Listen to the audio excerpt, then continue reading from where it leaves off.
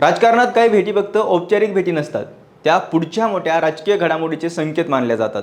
भाजपचे राष्ट्रीय सरचिटणीस विनोद तावडे यांनी नुकतीच शरद पवार गटाचे ज्येष्ठ नेते एकनाथ खडसे यांची मुंबईतील निवासस्थानी जाऊन भेट घेतली आणि त्यानंतर अनेक महिन्यापासून थंडावलेली नाताभाऊंच्या भाजप घरवापसीची चर्चा पुन्हा एकदा सुरू झाली.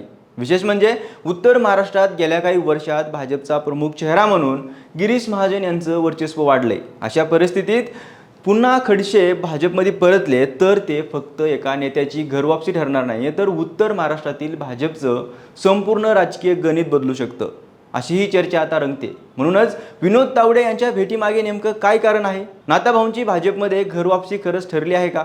आणि जर ती झालीच तर उत्तर महाराष्ट्रात गिरीश महाजन यांच्या राजकीय समीकरणांवर त्याचा काय परिणाम होणार? या सगळ्याच प्रश्नाचा सविस्तर आढावा घेतलेला आहे या व्हिडिओच्या माध्यमातून. नमस्कार, मी अमोल जाधव आणि तुम्ही पाहताय लगाव बत्ती. सर्वात आधी या भेटीमागची पार्श्वभूमी समजून घेऊया. काल अचानक मुंबईत भाजपचे राष्ट्रीय सरचिटणीस विनोद तावडे यांनी एकनाथ खडसे यांच्या निवासस्थानी जाऊन भेट घेतली. अधिकृतपणे ही एक सदिच्छा भेट असल्याचं सांगण्यात आलं. स्वतः खडसेंनीही ही राजकीय भेट नसून प्रकृतीची विचारपूस करण्यासाठी तावडे आले होते असं स्पष्ट सांगितलं. पण महाराष्ट्राच्या राजकारणात प्रत्येक मोठ्या नेत्यांची भेट ही केवळ औपचारिक मानली जात नाही. विशेषतः जेव्हा भेट घेणारा नेता अमित शहा यांचा विश्वासू मानला जातो आणि दुसरा नेता अनेक महिन्यांपासून भाजपमध्ये घरवापसीच्या चर्चेत असतो, तेव्हा राजकीय तर्कवितर्क सुरू होणं स्वाभाविक असतं. खरं तर एकनाथ खडसे आणि भाजपचं नातं जवळपास 4 दशकाचं आहे. उत्तर महाराष्ट्रात भाजपची संघटना उभी करण्यासाठी प्रमोद महाजन, गोपीनाथ मुंडे आणि एकनाथ खडसे या तिघांनी मोठं काम केलं होतं. जळगावपासून धुळे, नंदुरबार, चाळीसगाव, मनमाडपर्यंत भाजपचा विस्तार करण्यात खडसेंची मोठी भूमिका होती. ओबीसी समाजात त्यांची मजबूत पकड होती आणि उत्तर महाराष्ट्रातील भाजपचा चेहरा म्हणून त्यांच्याकडे पाहिलं जात होतं. मात्र 2016 मध्ये भोसरी जमीन प्रकरण समोर आलं आणि त्यांना महसूल मंत्रिपदाचा राजीनामा द्यावा लागला. त्यानंतर खडसे आणि देवेंद्र फडणवीस यांच्यातले मतभेद उघडपणे समोर आले आणि याच काळात जळगाव जिल्ह्यात गिरीश महाजन यांचं महत्त्व वाढू लागलं. खडसेंचं म्हणणं होतं की त्यांना पक्षात जाणीवपूर्वक बाजूला केलं जात आहे. अखेर 2020 मध्ये त्यांनी भाजपला रामराम ठोकत शरद पवार यांच्या राष्ट्रवादी काँग्रेसमध्ये प्रवेश केला. शरद पवारांनी त्यांना विधान परिषदेवर पाठवलं आणि पक्षात मानाचं स्थान दिलं. पण त्यानंतरही वेळोवेळी खडसेंच्या भाजपमध्ये पुनरागमनाच्या चर्चा सुरूच राहिल्या.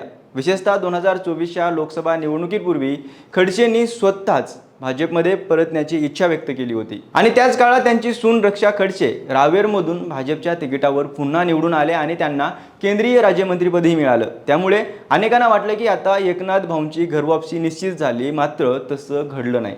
काही राजकीय विश्लेषकांच्या मते राज्यातील काही वरिष्ठ नेत्यांच्या विरोधामुळे हा प्रवेश रखडला आणि त्या चर्चांमध्ये सर्वाधिक नाव घेतलं गेलं ते म्हणजे गिरीश महाजन यांचं.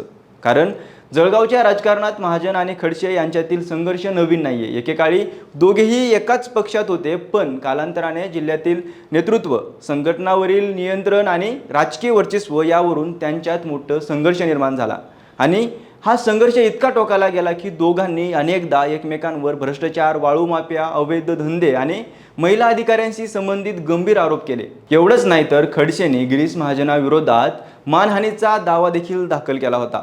महाजनांनी त्यावर पलटवार करत नार्को टेस्टची मागणी केली होती. म्हणजे हा वाद केवळ राजकीय राहिला नाही तर न्यायालयापर्यंत पोहोचलाय. आता प्रश्न असा आहे की अशा परिस्थितीत जर खडसे पुन्हा भाजपमध्ये आले तर काय होईल? तर याच ठिकाणी राजकीय समीकरणं बदलू शकतात. सध्या उत्तर महाराष्ट्रात भाजपचा सर्वात प्रभावी चेहरा म्हणजे गिरीश महाजन. पण खडसे परतल्यास ओबीसी समाजातील त्यांचा प्रभाव, जुने कार्यकर्ते आणि स्थानिक संघटनांवरील पकड पुन्हा सक्रिय होऊ शकते. त्यामुळे जिल्ह्यात नेतृत्वाची 2 केंद्र तयार होण्याची शक्यता आहे. याच कारणांमुळे केंद्रीय नेतृत्व खडसेंना कोणती भूमिका देणार याकडे सर्वांचं लक्ष लागले. काही राजकीय विश्लेषकांचं मत आहे की भाजप 2029च्या विधानसभा आणि लोकसभा निवडणुकीचा विचार करून उत्तर महाराष्ट्रात पुन्हा खडसेंच्या अनुभवाचा वापर करू इच्छिते. कारण त्या भागात ओबीसी मतदारांमध्ये त्यांचं अजूनही मोठं नेटवर्क आहे. मात्र दुसरीकडे हा निर्णय गिरीश महाजन यांच्या राजकीय प्रभावावर परिणाम करू शकतो. अर्थात याबाबत कोणतीही अधिकृत माहिती समोर आलेली नाहीये. पण दरम्यान या संपूर्ण प्रकरणात आणखी एक महत्त्वाचा मुद्दा म्हणजे खडसे कुटुंबातील राजकीय समीकरण. एकीकडे त्यांची सून रक्षा खडसे भाजपच्या केंद्रीय राज्यमंत्री आहेत, तर दुसरीकडे कन्या रोहिणी खडसे या शरद पवारांच्या राष्ट्रवादीच्या महिला प्रदेशाध्यक्ष आहेत. म्हणजे एकाच कुटुंबातील 2 महत्त्वाचे सदस्य 2 वेगवेगळ्या राजकीय पक्षांमध्ये सक्रिय आहेत. त्यामुळे नाताभाऊंचा कोणताही निर्णय हा केवळ त्यांचा वैयक्तिक निर्णय राहणार नाहीये. तर त्याचा परिणाम संपूर्ण कुटुंबाच्या राजकीय भवितव्यावर होऊ शकतो. आणखी एक महत्त्वाचा मुद्दा लक्षात घेण्यासारखा आहे, तो म्हणजे गेल्या काही महिन्यातच खडसेंनी देवेंद्र फडणवीस आणि गिरीश महाजन यांच्यावर पूर्वीसारखी आक्रमक टीका करणं जवळपास थांबवलं आहे. तर दुसरीकडे रक्षा खडसे यांनी ही दोन्ही बाजूंमधील संवाद कायम ठेवण्याचा प्रयत्न केल्याचं बोललं जात आहे. त्यामुळे पडद्यामागे संवाद सुरू असल्याच्या चर्चांना आणखी बळ मिळालं आहे. दुसरीकडे शरद पवार यांच्या पक्षाच्या भवितव्याबद्दल देखील सध्या राजकीय वर्तुळात अनेक तर्कवितर्क लावले जात आहेत.